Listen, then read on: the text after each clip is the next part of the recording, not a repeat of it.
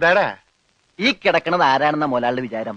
ലക്ഷപ്രഭുവാണ്, ലക്ഷപ്രഭു. പിന്നെ ലക്ഷപ്രഭു കടലിലല്ലേ കിടക്കുന്നത്? കിടക്കും. ചില ലക്ഷപ്രഭുക്കൾ കടലിലും കിടക്കും.